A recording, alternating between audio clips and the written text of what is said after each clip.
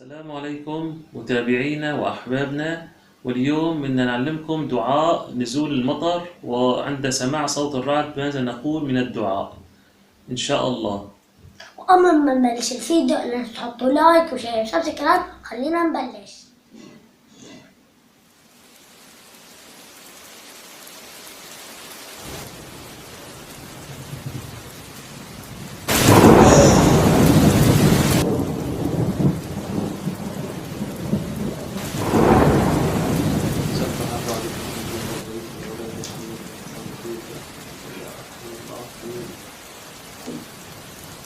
بابا لما صار رعد ونزل مطر ايش قلت؟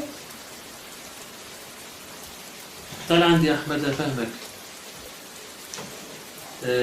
يا ابني أحمد، لما صار صوت الرعد قلنا الدعاء سبح الرعد بحمده والملائكة من خيفته سبحان الله وبحمده سبحان الله العظيم. وعند نزول المطر بنقول اللهم اسقنا الغيث ولا تجعلنا من القانطين. هذا دعاء عند نزول المطر وعند صوت الرعد. فهمتوا؟ انا فهمت. شطور. بدي امشي يا احمد نشوف مع البلكوني المطر والرعد.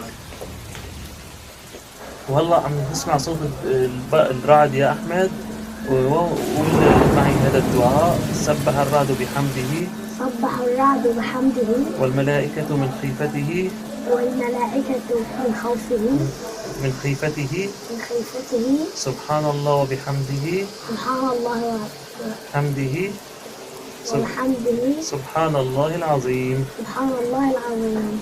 وهلا المطر عم بينزل، بعد الرعد عم بينزل مطر.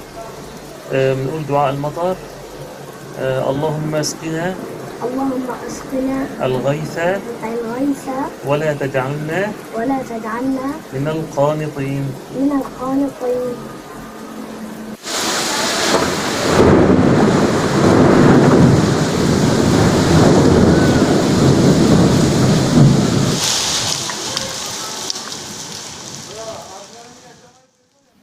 وإن شاء الله متابعينا وأحبابنا استفدتوا من هذا الفيديو اليوم. تعلمنا دعاء جديد عن نزول المطر وصوت الرعد، وانتظرونا بفيديو جديد إن شاء الله تعالى. والسلام عليكم. وبس هيك الفيديو لازم تحطوا لايك وشير وسبسكرايب. مع السلامة.